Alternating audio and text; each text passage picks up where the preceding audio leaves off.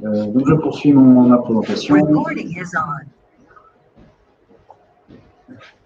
Comment on lance ça?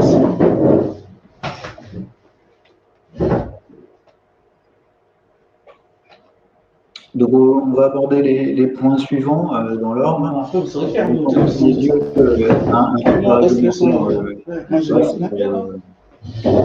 Resituer un petit peu le contexte du document unique. Dans un second temps, on va essayer d'éclaircir un petit peu cette notion-là de document unique. Puis, je vais vous apporter les éléments méthodologiques de l'analyse des risques, de l'évaluation des risques. Et puis, illustrer avec des exemples en lien avec le Covid.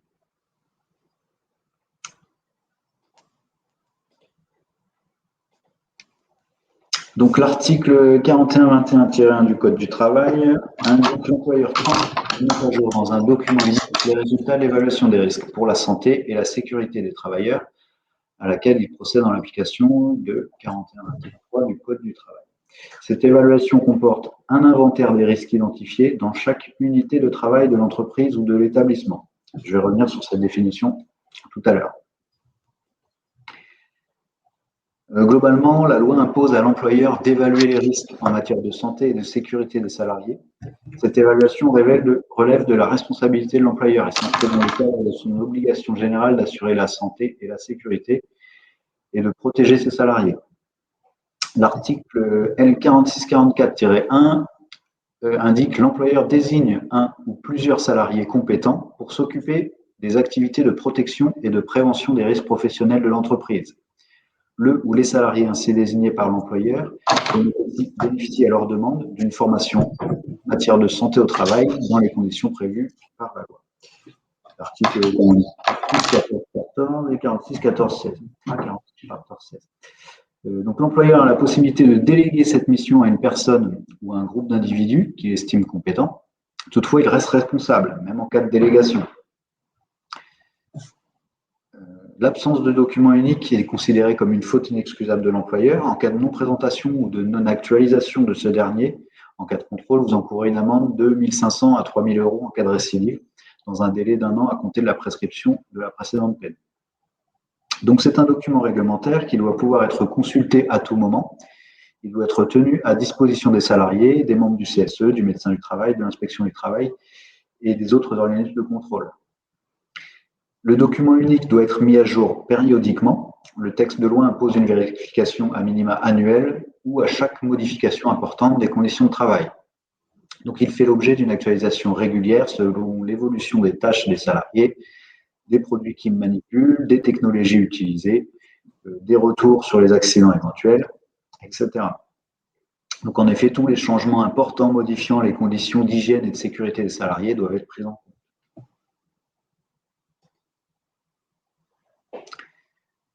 Définition du sens un petit peu sous-entendu par le législateur du document unique. Chaque entreprise étant différente, le législateur a volontairement peu formalisé le contenu du document unique d'évaluation des risques. Le texte de loi précise seulement que, comme je disais sur le rappel réglementaire, que l'employeur transcrit et met à jour dans un document unique. Donc, on est sur transcrire et met à jour, pardon. On est bien sur une formalisation sur un document. Donc, un document unique, c'est-à-dire qu'il doit être consultable en un seul endroit, que les informations sur les risques ne doivent pas être réparties sur plusieurs documents. Ça doit être visible sur un seul document. Donc, les résultats de l'évaluation des risques. Je continue l'intitulé de l'article. Donc, le résultat de l'évaluation des risques. On procède bien à une évaluation et on transcrit le résultat de cette évaluation. Cette évaluation comporte un inventaire des risques identifiés. Notez cette notion d'inventaire, à savoir il faut être le plus exhaustif possible. Donc, un inventaire des risques identifiés dans chaque unité de travail. Donc, une unité de travail, on va définir ce terme un petit peu après, c'est un groupe homogène d'exposition à un risque.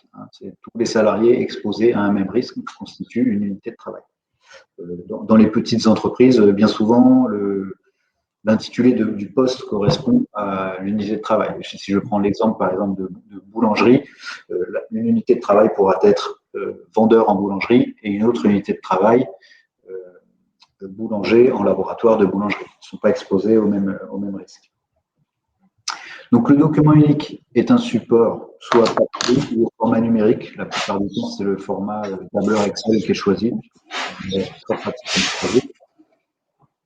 Donc, même si la forme est libre, il faut cependant établir un document unique pour chaque entité géographique de l'entreprise.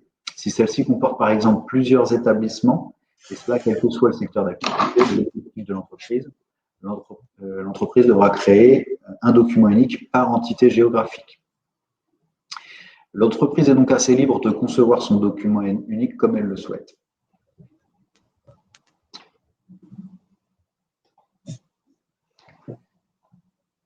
Concernant l'inventaire des risques, je citais tout à l'heure qu'il fallait être le plus exhaustif possible.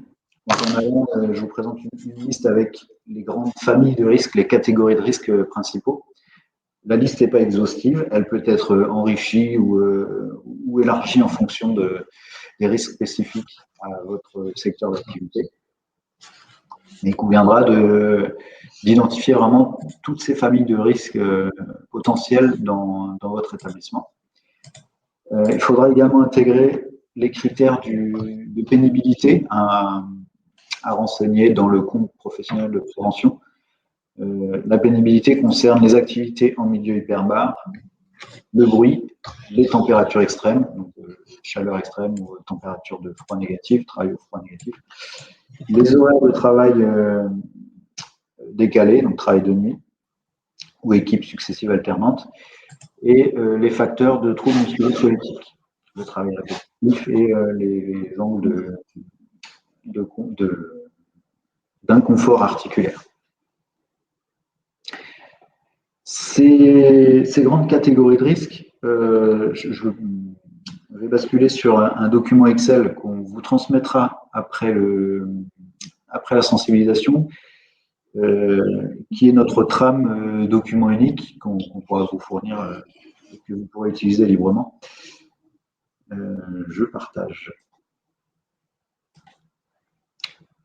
Je partage si je retrouve mes fenêtres. J'ai beaucoup de fenêtres, je m'excuse. Ça nécessite des petites manipulations. Partager le contenu.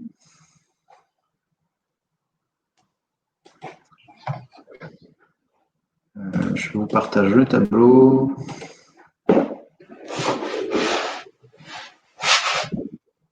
Est-ce que vous voyez bien mon tableau Excel?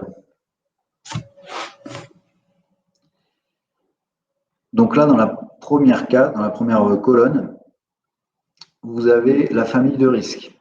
Dans l'identification des risques, on va d'abord identifier la famille de risques. Donc là, on part sur les exemples en lien avec la Covid. On part sur un risque biologique, donc indiqué infectieux ou parasitaire. Dans le menu déroulant, vous avez les grandes familles de risques que je vous indiquais tout à l'heure sur la diapo. Donc, vous pouvez compléter a posteriori, avec les risques identifiés, les familles de risques identifiées dans votre établissement. Donc, sur le Covid, on va identifier la famille de risques. On va identifier la situation à risque. Donc là, c'est au rédacteur ou à l'équipe de rédaction du document unique d'être le plus exhaustif, le plus clair possible sur la description de la situation à risque ou du danger identifié. Je rebascule sur le diapo. On va basculer à plusieurs reprises sur le diapo et le tableau Excel.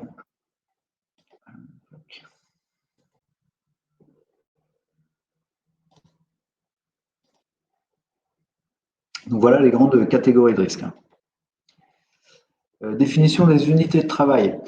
Comme j'expliquais tout à l'heure, c'est pas pareil. On peut découper selon soit les postes, comme par exemple la boulangerie, vendeur en boulangerie ou boulanger en laboratoire de boulangerie.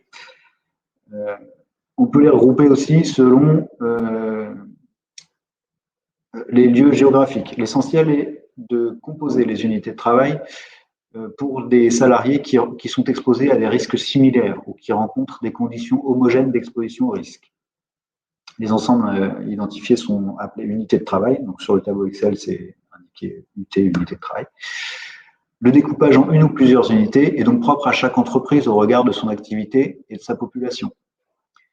Donc, il peut être découpé selon les locaux géographiques, on va dire, hein, les services, les métiers ou les postes de travail. Attention également à prendre en compte dans votre découpe en unité de travail à la polyvalence qui conduit à des salariés à exercer différents postes de travail ou à réaliser d'autres activités de travail.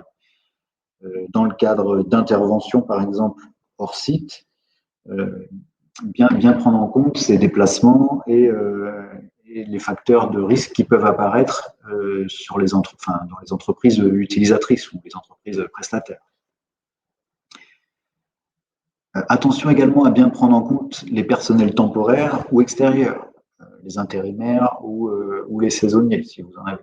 Les stagiaires, les agents d'entretien également, ceux qui font le ménage. Voilà, essayez de bien identifier ces différentes unités de travail dans votre document. Un petit peu de méthodologie. Outre l'aspect réglementaire identifiant le fait que l'évaluation des risques pro s'inscrit dans le cadre des obligations générales de l'employeur, l'évaluation des risques professionnels constitue un des principaux leviers de progrès dans l'entreprise. Effectivement, la volonté du législateur en laissant l'entreprise assez libre de la constitution de cette évaluation des risques lui permet de l'utiliser vraiment comme un levier de progrès. La mise en place d'une démarche de prévention contribuera à améliorer la performance de l'entreprise sur le plan humain, économique, et contribuera également à la diminution des accidents de travail et des maladies professionnelles. À ce titre, le document unique constitue la première étape d'une démarche de prévention. C'est le point de départ. Cette démarche consiste par conséquent à identifier, analyser et classer les risques auxquels sont soumis les salariés d'un établissement en vue de mettre en place des actions de prévention pertinentes couvrant les dimensions techniques, humaines et organisationnelles. Pour résumer, identifier les situations de danger, les situations à risque, pour définir des axes d'amélioration avec des délais et des pilotes d'action. Cette démarche remplit deux obligations réglementaires, à savoir l'identification dans l'évaluation des risques du document unique et la mise en place du plan d'action, qui est aussi une obligation réglementaire. On évoquera ce sujet un petit peu plus loin. Ne pas oublier donc que cette évaluation des risques doit être renouvelée régulièrement. Donc, comme je disais, un minima une fois par an ou à toute modification importante des conditions de travail. Et l'évaluation des risques professionnels est une démarche structurée dont les résultats sont formalisés dans le document unique. Donc, pour formaliser, pour donner un petit peu de méthode à cette démarche, on va essayer de définir des étapes. Dans un premier temps, définir le cadre et le cadre de l'évaluation, et les moyens qui lui sont alloués. Donc, préparer l'évaluation des risques professionnels consiste à définir le cadre, les moyens, préalablement à son déroulement. Pour préparer son document unique, il est recommandé d'adopter une démarche collaborative afin d'associer les salariés ou les représentants du personnel. Pour cela, il peut être nécessaire donc de constituer un groupe de travail et de formaliser les rôles de chacun. Donc, bien souvent, c'est la délégation de l'employeur, soit à un individu compétent, soit à un groupe compétent. La constitution du groupe de travail sera établie donc par l'employeur et par ailleurs, il pourra désigner une personne pilote en charge de coordonner et rassembler les informations des uns et des autres.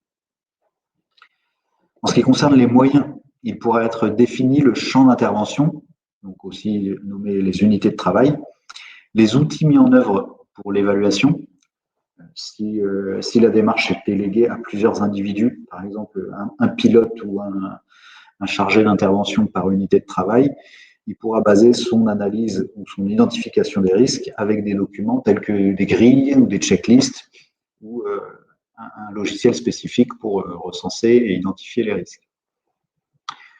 En fonction, si nécessaire, en fonction de la taille de l'établissement, et il peut être nécessaire aussi de définir quels moyens financiers sont alloués pour la création ou la mise à jour du document unique. Parce que forcément, ça veut dire déléguer du temps à un ou plusieurs individus pour réaliser cette évaluation et cette formalisation.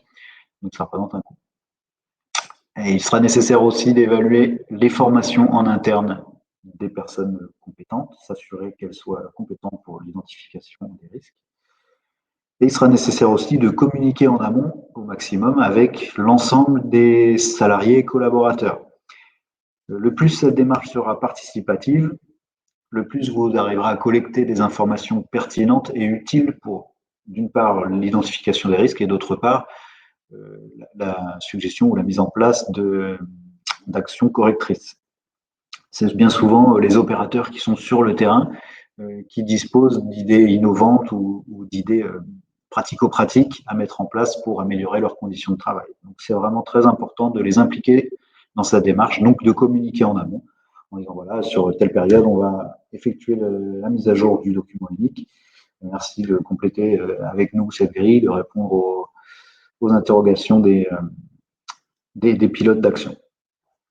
En amont, il faut également rassembler et analyser les documents existants, à savoir les actions de prévention qui ont déjà été mises en place, le descriptif détaillé des accidents ayant eu lieu, si vous avez des fiches de relevé d'accidents par exemple, ou des fiches incidents, c'est important de les analyser en amont aussi. Les comptes rendus de l'inspection du travail, si c'est le cas, les notices de poste, si vous avez des fiches de poste ou notices de poste, c'est important de les consulter aussi. Le registre de sécurité pour veiller au contrôle périodique et au suivi des éléments de sécurité des machines ou organes de sécurité. Les études de poste qui ont pu être réalisées soit en interne, soit par les services de santé au travail ou autres organismes. Les métrologies effectuées par des organismes de prévention, donc ça peut être des métrologies d'ambiance sonore, d'ambiance atmosphérique, etc. Vous pouvez également vous aider de la fiche d'entreprise qui normalement est créée par votre service de santé au travail. Dernier point sur la diapo, identifier les situations à risque. L'évaluation des risques nécessite une analyse réelle auprès des salariés. Celle-ci s'effectue grâce à une observation approfondie des situations de travail, complétée par des entretiens avec les collaborateurs. C'est toujours très bien d'avoir un regard extérieur sur une unité de travail.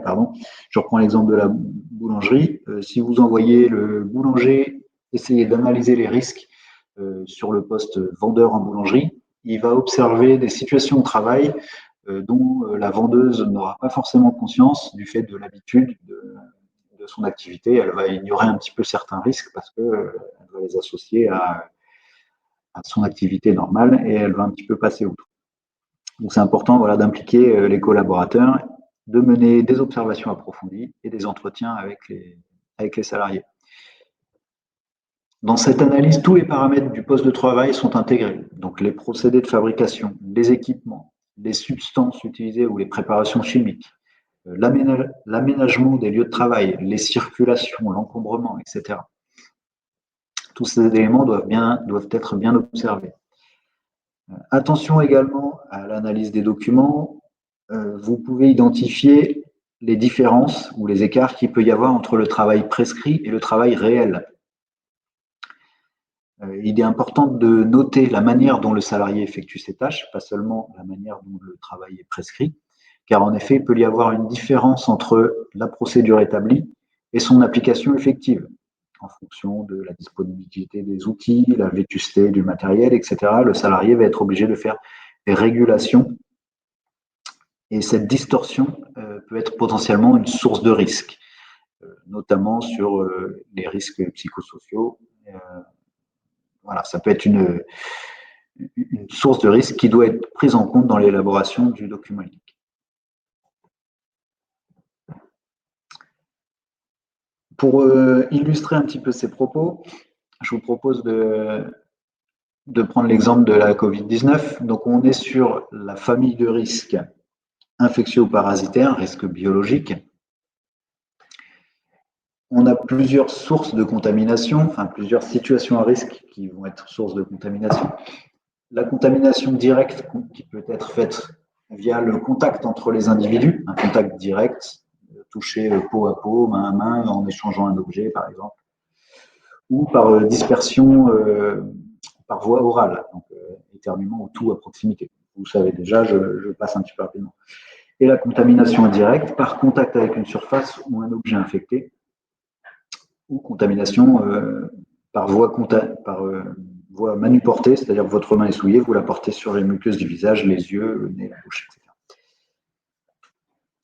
Attention, donc la nouvelle organisation du travail, en lien avec les directives du gouvernement, peut générer également un mode de travail dégradé ou modifié qui peut générer des nouveaux risques, l'apparition de nouveaux risques. Donc attention à bien évaluer ça dans votre identification.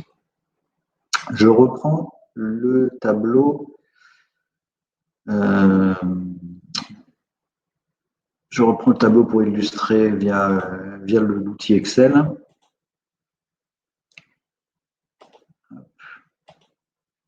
Ça fait un petit passage par mois. Et je reprends le tableau. Donc, on a bien la famille de risques dans la première colonne et l'identification du danger où il faut être le plus exhaustif possible. Donc, on est sur l'exemple, les risques infectieux ou parasitaires biologiques. Donc, contact direct entre individus, dispersion par voie orale, contact indirect, surface infectée, contamination par voie cutanée. Pardon, j'ai un peu loin. Ou contact avec un collègue ou intervention chez un client ou un prestataire diagnostiqué positif. Donc, on essaye d'être le plus exhaustif possible sur l'identification de la situation à risque, l'identification du danger.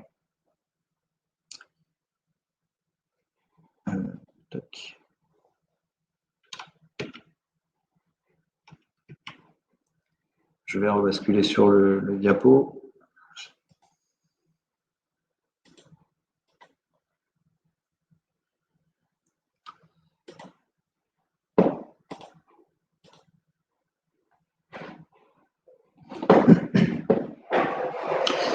Donc pour la méthodologie, on a défini le cadre, on a rassemblé et analysé les documents existants, on a identifié les situations de travail par observation approfondie et échange avec les collaborateurs. L'objectif du document unique, c'est d'évaluer et d'hiérarchiser les risques. Effectivement, ça va nous permettre de créer des priorités.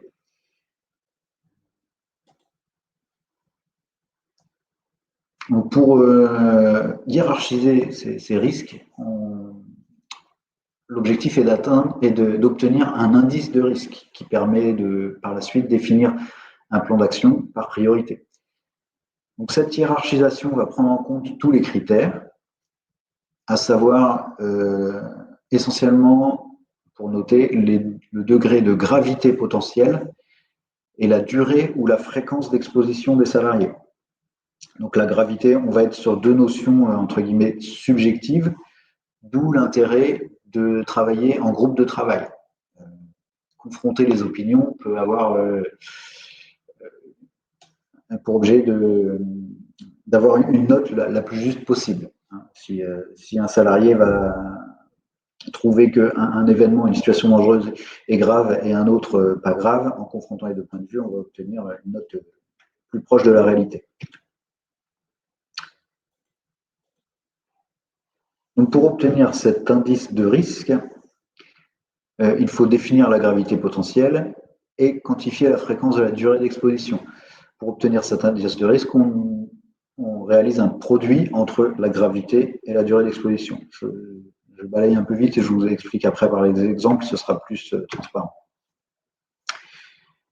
Chaque entreprise, chaque établissement est libre d'établir sa propre échelle de cotation de la gravité et de la fréquence. On vous propose un exemple ici, basé sur un niveau de gravité le plus faible à 1 et le plus fort à 4, sachant que le plus faible, par exemple, peut être le dommage est un accident ou une maladie sans arrêt de travail, la bobologie, une petite coupure avec un outil qui ne nécessite pas forcément un arrêt de travail, un soin, mais pas forcément d'arrêt. Et on va monter graduellement sur l'échelle de la gravité avec un dommage nécessitant des soins répétés avec un arrêt de travail. Niveau 3, un accident, une maladie entraînant une incapacité permanente ou partielle. Et niveau grave, on est sur un niveau de gravité de dommage ou d'accident qui peut être mortel. Si on reprend l'exemple de la Covid, on est sur un niveau de gravité là, niveau 4, puisque c'est une maladie qui peut être mortelle. Donc on est sur un niveau de gravité élevé. Pour noter la durée d'exposition ou la fréquence d'exposition, c'est pareil, on est assez libre pour créer sa propre échelle.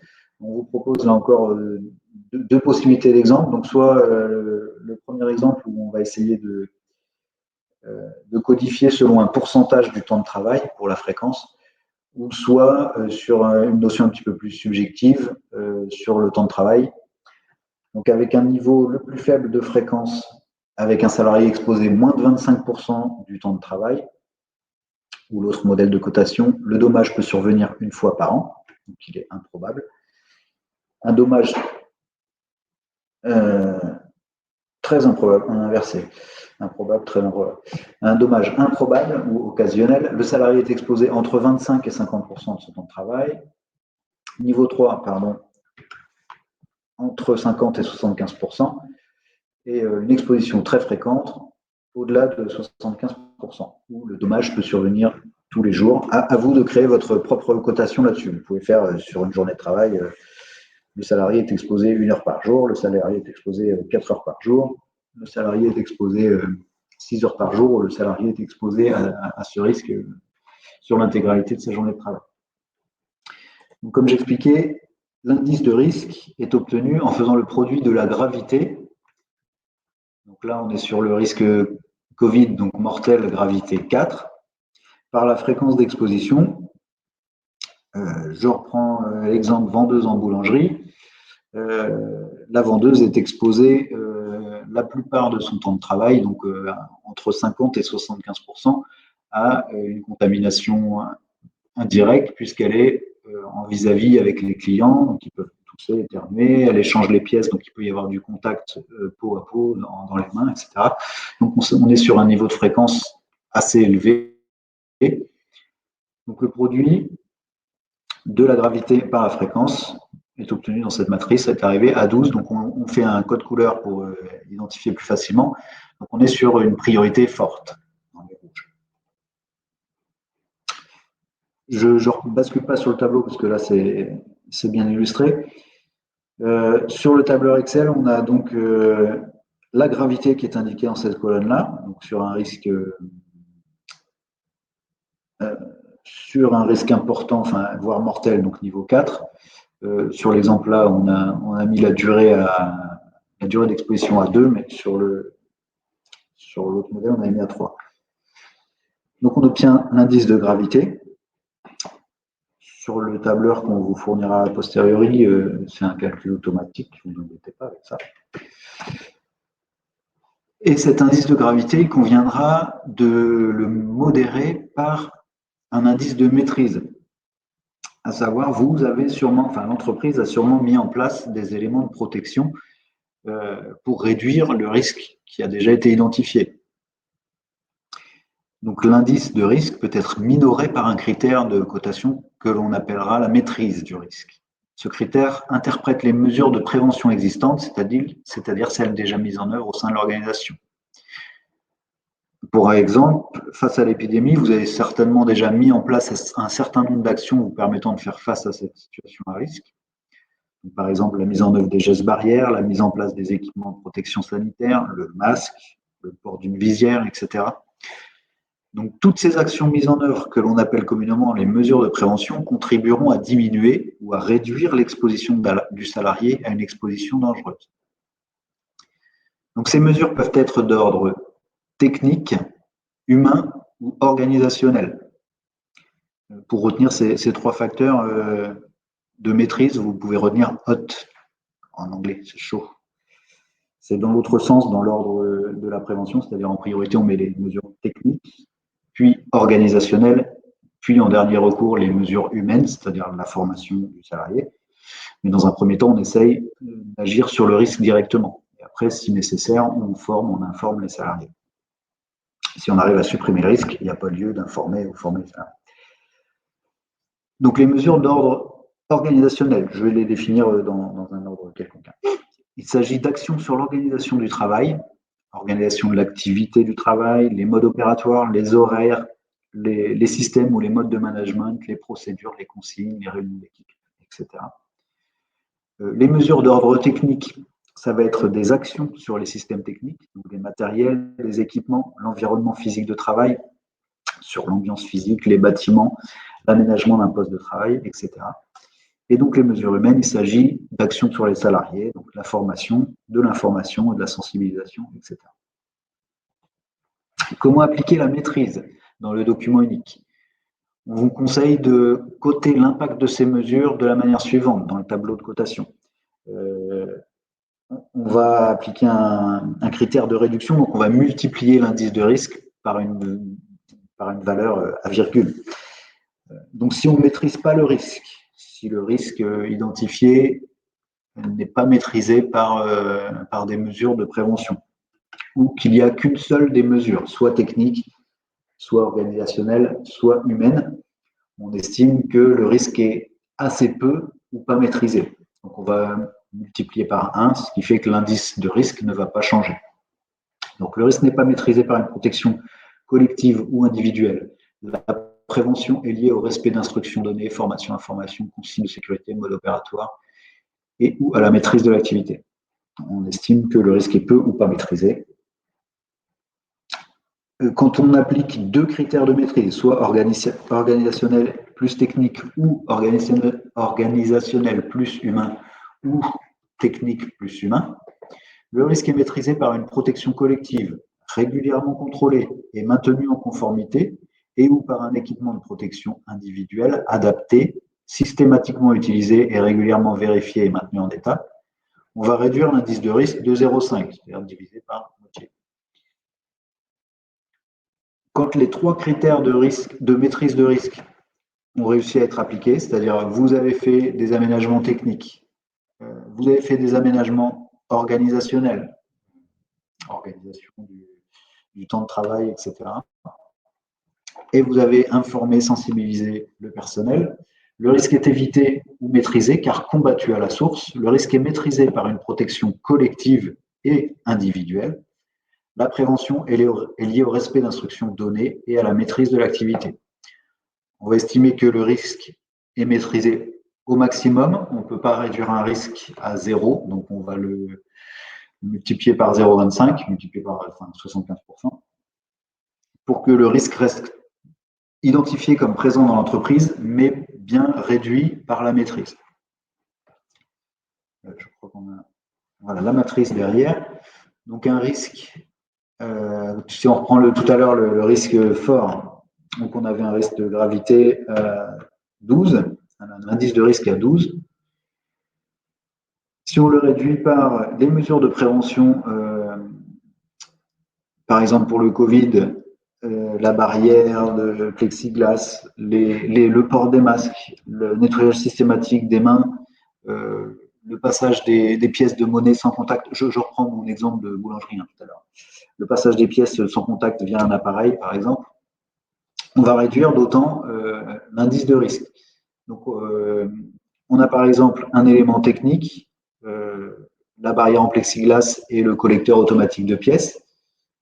On a l'organisation, donc sur la distanciation, les gestes barrières qui sont bien appliqués.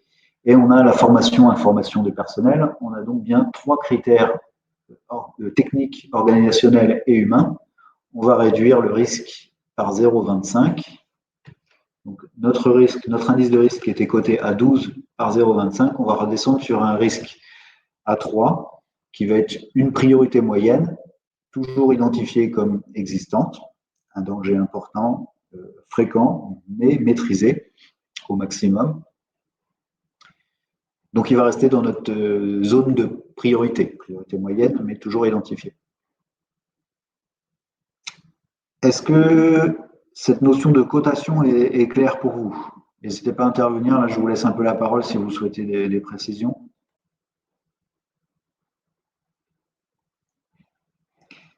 C'était l'aspect le plus technique. Non, c'est clair pour moi. Merci. D'accord. C'est aussi très clair, mais j'avais une question en fait subsidiaire, à savoir que vous avez dit en début de cette formation qu'il fallait réaliser donc un document unique par site de production. Enfin, nous, par exemple, on a 5 sites, me semble-t-il. Ouais. Et du coup, alors certes, pour certains sites, on va avoir potentiellement des risques différents parce que ça va être du prélèvement et d'autres, ça va être de l'analyse. Mais entre tous les sites qui font de l'analyse, on va avoir, à mon sens, la même chose. Et donc, on va avoir en fait des copier-coller de documents uniques. Je vois pas trop l'intérêt. Alors, j'entends plusieurs interrogations dans ce que vous dites. Quand vous dites plusieurs sites, c'est plusieurs lieux d'intervention ou plusieurs sites de votre Oui, établissement? oui, alors plusieurs établissements, pardon. On va en D'accord. avoir un à Paris, un autre à Toulouse et un autre à Marseille, par exemple. C'est qu'on va faire du laboratoire et ils vont avoir forcément les mêmes risques. Donc, voilà, je me questionne en fait sur l'intérêt d'avoir 3 documents uniques qui vont être, pour moi, quasiment identiques. Effectivement, là, on est sur un aspect un petit peu copier-coller. Mais même quand on réalise un document unique pour un site unique, il suffit qu'il y ait 2 unités de travail et il y a des éléments qui vont se retrouver dans les 2 unités de travail qui vont être extrêmement similaires. Euh, un exemple bête, c'est le trajet domicile-travail, donc implique un risque routier. Mmh. Les salariés font le trajet domicile-travail, donc quelle que soit l'unité de travail, effectivement, il va y avoir une notion un petit peu de répétition. Ça, après, ça peut évoluer selon comment vous organisez votre document unique, mais par contre, c'est vrai que le législateur prévoit un document par entité géographique. Donc effectivement, D'accord. il va y avoir de la redondance, mais l'essentiel, en fait, c'est d'identifier les effectifs concernés par les risques identifiés et de leur apporter aussi cette information-là. Le fait de formaliser le document unique sur un document qui est consultable par les salariés leur permet aussi de prendre conscience des situations auxquelles ils sont confrontés et de peut-être mieux les apprécier et mieux en tenir compte dans leur contexte d'activité quotidien. Mais effectivement, j'entends que ça fait de la répétition. Après, rien ne vous empêche, si c'est justement un document numérique, de faire un copier-coller, c'est d'autant plus facile. Oui, oui, après, c'est de la gestion en fait, de mise à jour. Enfin, voilà, je préfère mettre à jour un seul document plutôt que d'en faire 5. C'est juste ça. Ouais. Après, astuce, vous pouvez simplement mettre sur entre guillemets la page de garde ou la page de présentation de votre document unique que ce document unique correspond à tel et tel établissement physique. Si c'est exactement les mêmes risques, vous pouvez simplement indiquer sur votre page de présentation, effectivement, que le document concerne les 3 établissements de votre structure, 3 ou 5, hein, Ah, et que la mise à jour correspond pour tous. très bien. Après, s'il y a des spécificités par unité de travail, après vous définissez par unité de travail les spécificités. Ok, très bien. Voilà, je pense que ça peut être une astuce qui va éviter les multi-documents. Bon, je vous remercie en tous les cas. Ok. Je poursuis du coup. Je poursuis si je retrouve mon icône.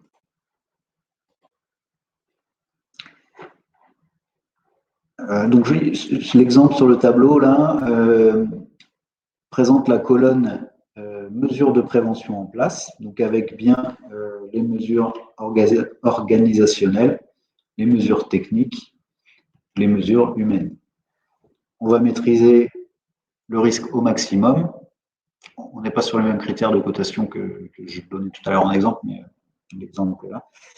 Donc totalement maîtrisé, c'est-à-dire multiplié par 0,25. Notre indice de risque résiduel, donc l'indice de risque multiplié par l'indice de maîtrise, va être réduit. Donc d'un risque préoccupant, un risque majeur, on va passer à un risque indiqué en vert, donc acceptable, c'est-à-dire où vous avez mis en place tout ce que vous pouviez mettre en place, entre guillemets. Les mesures techniques ont atteint leurs limites jusqu'à évolution technologique des éléments existants. Vous êtes au maximum de votre démarche de prévention. Le risque n'est pas à zéro, puisqu'on ne peut pas coter un risque à zéro, mais il est dans une marge acceptable. Voilà. Sur les autres risques, par exemple, un risque qui ne peut pas être maîtrisé, sur un indice de risque élevé, si on ne peut pas le maîtriser, il va rester à un niveau élevé et il reste dans vos niveaux prioritaires. Donc pour les étapes de la démarche de création ou d'actualisation du document unique, on a expliqué comment définir le cadre de l'évaluation et les moyens, analyser les documents existants, identifier les situations de travail, donc par observation, interrogation, évaluer et hiérarchiser les risques, donc c'est la méthode de cotation que je vous ai proposée. Vous pouvez en créer une en fonction de votre établissement. L'objectif est de définir maintenant la mise en œuvre des moyens de prévention. Donc pour répondre à une autre obligation réglementaire qui est celle de mettre en place un plan d'action, le document unique qui est votre levier de progrès, votre levier d'amélioration, va vous servir à identifier les situations prioritaires sur lesquelles il va falloir avoir une action urgente ou rapide en tous les cas, prioritaire pour la mise en place de moyens de prévention. Par exemple, concernant la pandémie Covid-19, la mise en place de mesures de prévention complémentaires pour diminuer le niveau de risque va constituer votre plan d'action. Ou par exemple, s'il s'agit de formation du personnel, la reformation à période donnée du personnel peut constituer un plan de prévention périodique. Un plan d'action, pardon, périodique, pas un plan de prévention.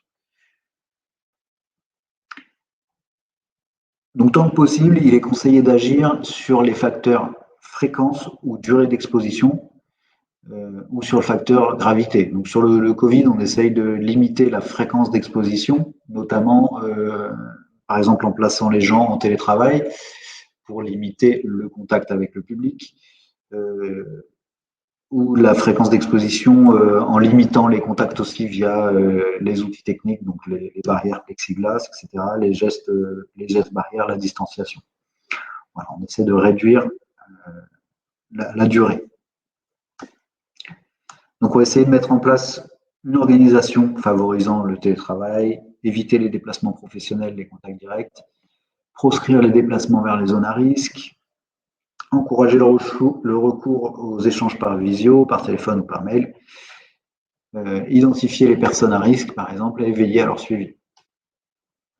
C'est important dans ces démarches-là d'intégrer les instances représentatives du personnel. Donc, si vous avez un CSE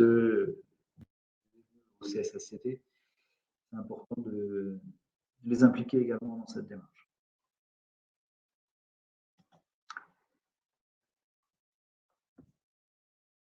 Donc, il est primordial de rappeler aux salariés les règles d'hygiène et les gestes barrières à adopter.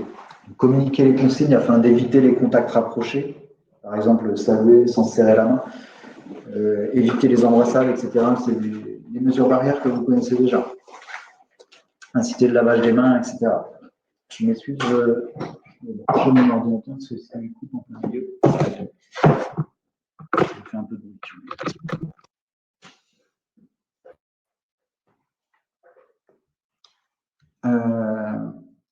La mise en place du plan d'action.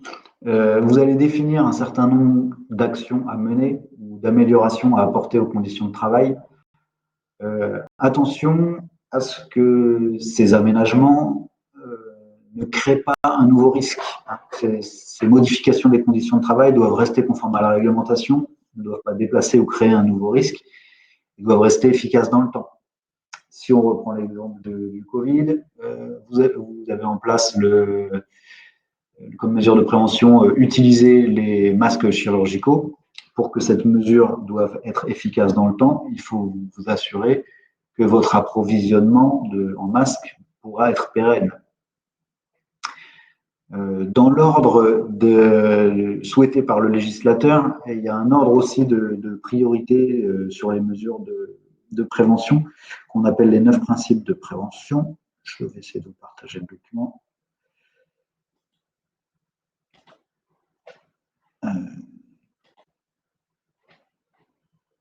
Je partage.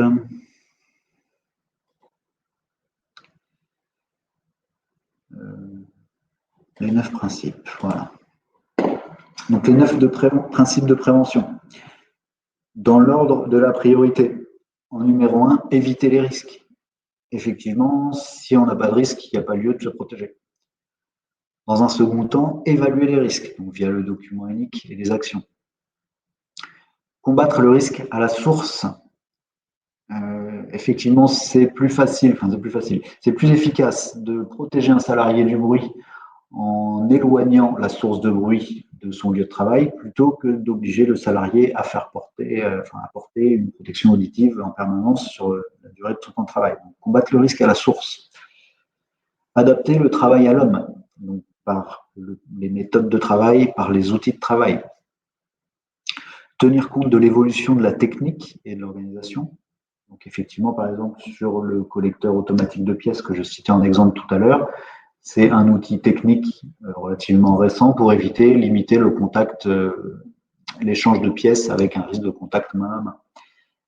Cette évolution est susceptible de s'améliorer encore dans le temps, donc se tenir informé des évolutions techniques, des matériels de production ou des matériels nécessaires à votre activité. Bien souvent, c'est là que c'est important aussi de faire participer les salariés ou les collaborateurs qui, eux, souvent se tiennent informés des évolutions techniques qui peuvent avoir lieu dans d'autres établissements ou qui peuvent suivre par l'actualité. Souvent, les opérateurs sont bien informés. Donc, remplacer ce qui est dangereux par ce qui ne l'est pas ou qui l'est moins. La substitution, donc là, l'exemple, par exemple, c'est sur le port de charge. Au lieu de porter 50 kg, on fractionne la charge et on porte 2 fois 25 kg. Ça va être déjà le seuil normatif qui est fixé par les normes, et ça va être plus confortable. Pour les produits chimiques, par exemple, on va essayer de substituer un produit extrêmement dangereux par un produit qui l'est moins ou qui ne l'est pas. Planifier la prévention, donc là il s'agit bien du plan d'action qui découle du document unique, et prendre des mesures de protection collective puis individuelle. Si on prend l'exemple dans la boulangerie, par exemple, des poussières de farine qui peuvent avoir un effet allergisant avec des impacts sur la respiration, sur les voies respiratoires, ça va être plus efficace de mettre en place un dispositif d'aspiration ou de capotage des machines qui va éviter la dispersion de nuages de farine, plutôt que d'imposer aux salariés un port de masque avec réduction d'air, etc., toute la journée, y compris les vendredis. Donc d'abord la protection collective, puis individuelle, le masque. Et donner en dernier lieu les instructions appropriées aux salariés. Donc là, il s'agit des mesures humaines, donc avec l'information, la sensibilisation des salariés. Notamment à l'embauche, il est recommandé de mettre en place un livret d'accueil qui va récapituler l'ensemble des risques de l'entreprise et qui conviendra de présenter aux salariés. J'arrive plus à vous partager mon écran. Voilà. Qui va récapituler aux salariés l'ensemble des risques auxquels il va être exposé lors de son activité. Je remets le diapo. Donc voilà sur le plan d'action. Comment il se décline dans le document unique. Alors le législateur n'a pas forcément prévu de l'intégrer au document unique, mais il n'y a pas de contrainte de forme non plus sur son format. Donc le plus cohérent est de le mettre à la suite du document unique sur chaque ligne d'évaluation de situation à risque. Ajouter le plan de prévention avec les moyens que vous prévoyez de mettre en place. Donc, par exemple, sur l'exemple Covid, toujours de tout à l'heure, le plan d'action prévoit de resensibiliser le personnel à la mise en pratique des gestes barrières. Donc ça va être une opération régulière à rappeler régulièrement par la pose d'affiches, la sensibilisation, la communication auprès des personnes. On a les autres exemples, je ne développe pas parce que le temps est assez court. Donc le plan d'action comporte par priorité la description du risque, donc on est bien sur l'identification de la famille de risques, comme indiqué dans le document unique.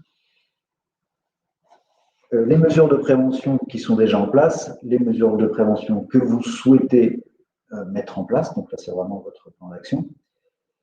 Là où les personnes en charge de la mise en œuvre et le délai prévisionnel de réalisation.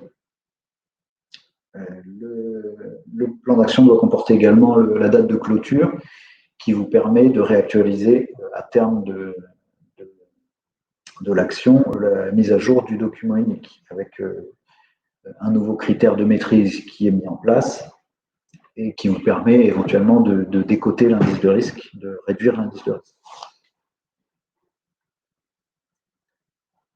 Est-ce que vous avez des questions sur le plan d'action?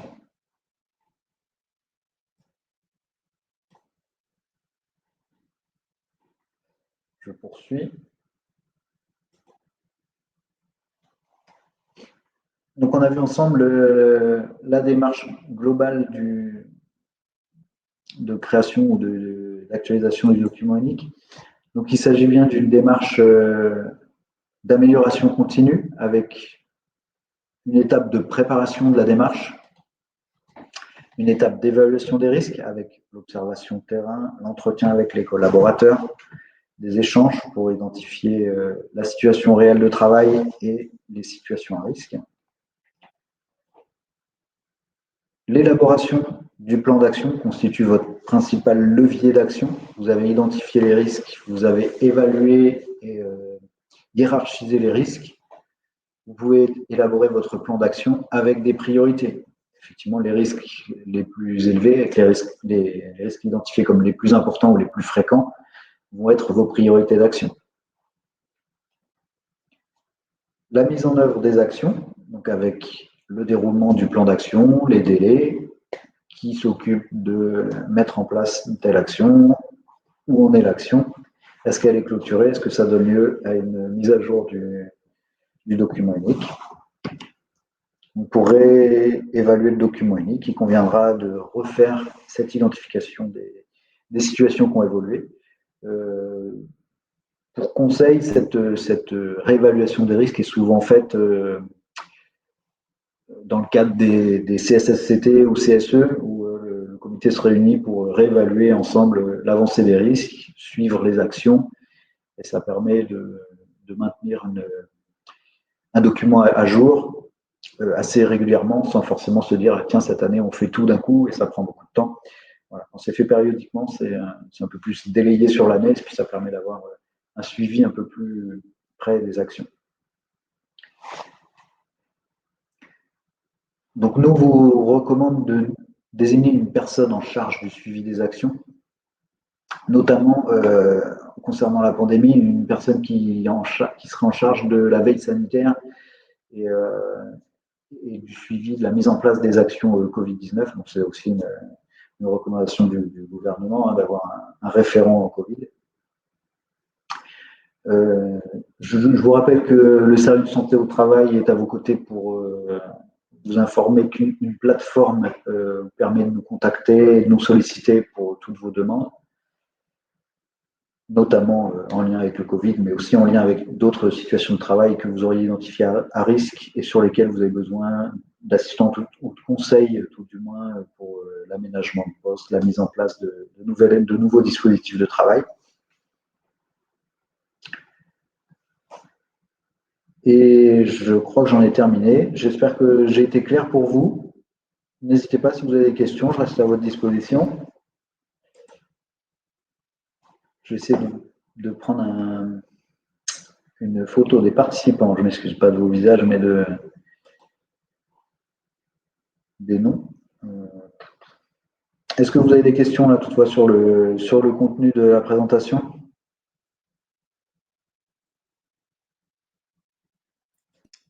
Juste, j'avais une question.